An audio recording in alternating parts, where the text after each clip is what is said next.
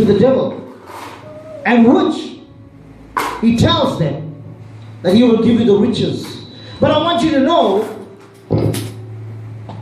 he may give you the riches of the fame, but he tried the same thing with Jesus. He showed Jesus all the riches and all the beautiful things, and he told him, I'll give you everything here. But Jesus didn't accept it when he tried to tempt Jesus. And he's using the same trick with our people today. He's making empty promises to you to show you that, hey, he's ruling this world. He's giving you fame and fortune. He's giving you a lot of money, allowing all those things to come your way, using people to give you these things, knowing that in the full end that you will dwell with him in the pit of hell. But he'll never want you to know this. And it's so sad.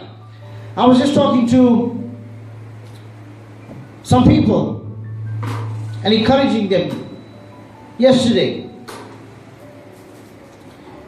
And I just said, can you imagine the amount of videos, the amount of media that comes about that portrays the things of the world? How little they are that is going forth, even to the how our media is working now. How little is going forth, spreading the word of God. Christians have become complacent because it's always about let the other people do it, or let the church do it, or let the pastor and the eldership do it. No one wants to take responsibility for their role in the kingdom of God. And you must say, just like how in your country there are rights and responsibilities, you may say you have a right to be the child of God, but you fail to realize there is a responsibility as a child of God to do that which you need to do.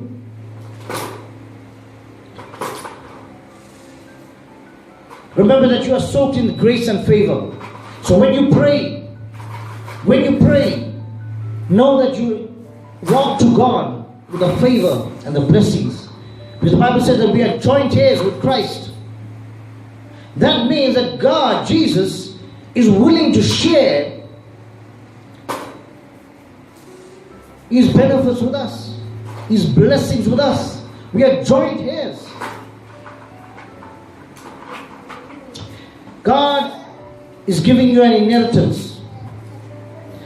You know, while I was preparing this word, I thought to myself, if God could only show you the effect that your prayer has on your life, you would spend the rest of your day praying much more longer than you ever think.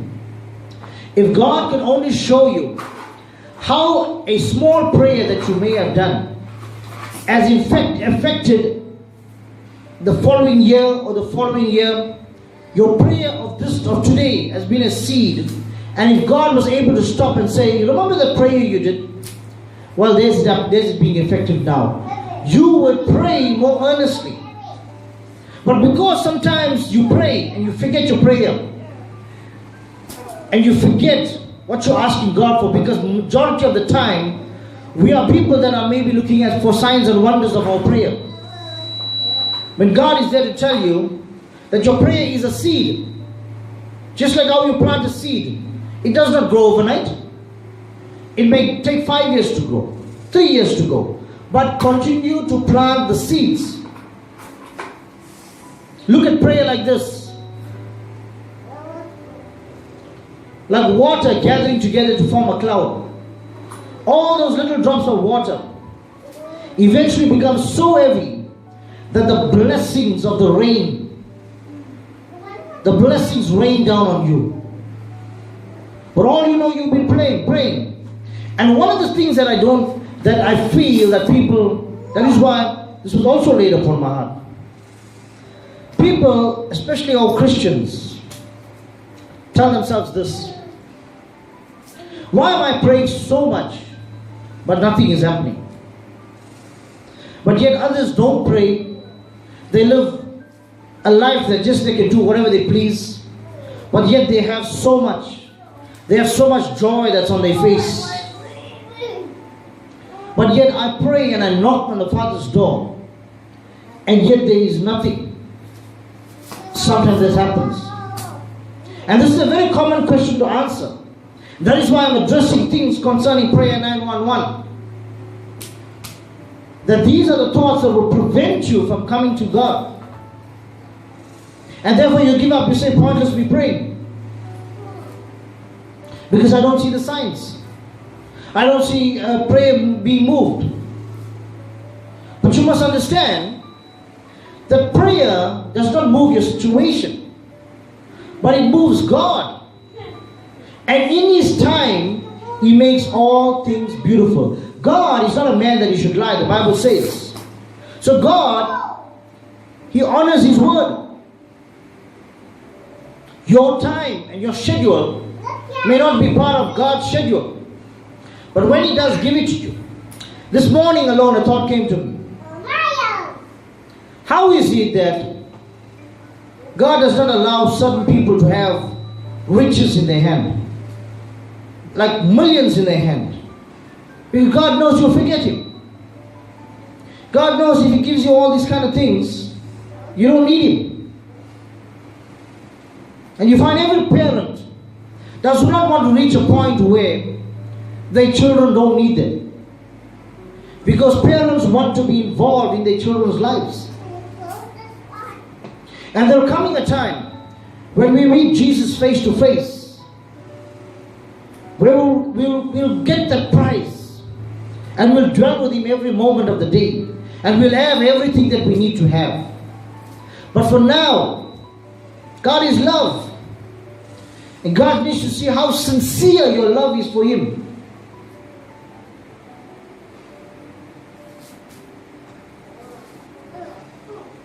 Prayer 911 helps you to understand that heaven will move for you. Heaven will stop. Once you start speaking to Jesus, heaven will stop, and the Father will hearken unto your voice.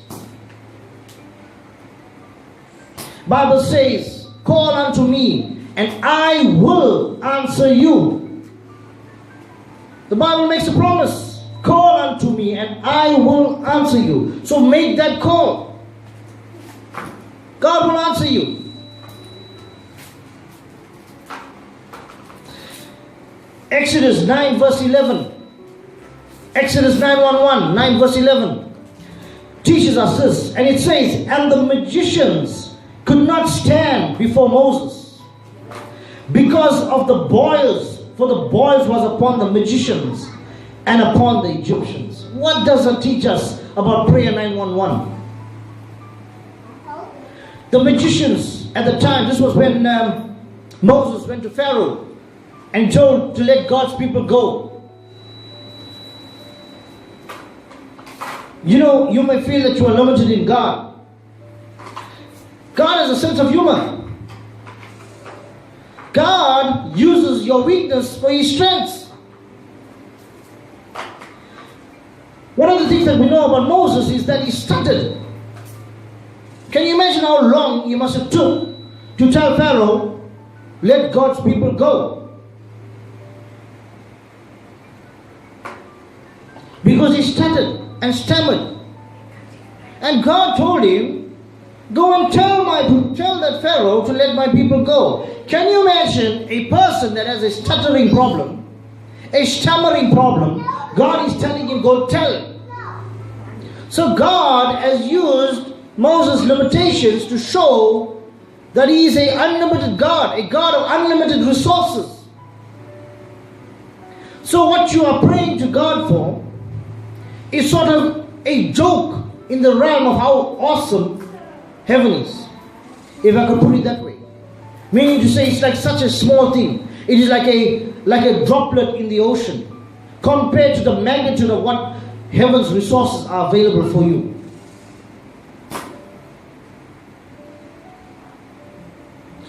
The magicians seen here, they suddenly had boils on themselves. What does this teach us about prayer 911? The magicians were people that possessed occultic knowledge.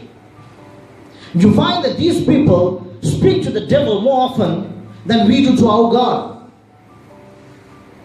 Some of them are even forced to speak to the devil. Some of them basically are sold out. You know, once there was somebody giving out tracts to people, and when they went to one of the doors, they gave those tracts to those people to tell them about the love of Jesus. But those people turned around and said, "We are Satanists. We are praying that you Christians don't succeed." How little we take for granted the ability to pray and call on prayer 911 in our lives. Prayer is your protection against the work and the occultic work around you. You find people are so quick to believe that somebody has done something for them. That's why they don't prosper. People are so quick to believe in housewives' tales. But yet they will never believe the promises that come from God. And speak those promises to God and say, "Lord, this is what you told me. Then how come this is happening?" You know, prayer is like this. You find Jesus, when he attended to the devil in his temptation, he used the word. And you find the devil shut his mouth after that. Every time he tempted Jesus, Jesus used the word. And the devil had nothing else to say. So, prayer is like this. You are going into the courtroom. When you are in court, you use nothing else. Even your best attorneys can use nothing else except the law. They speak of laws that apply to certain cases. They speak of statutory laws. They speak of family law, constitutional law. Everything abides by what is written. And if you deem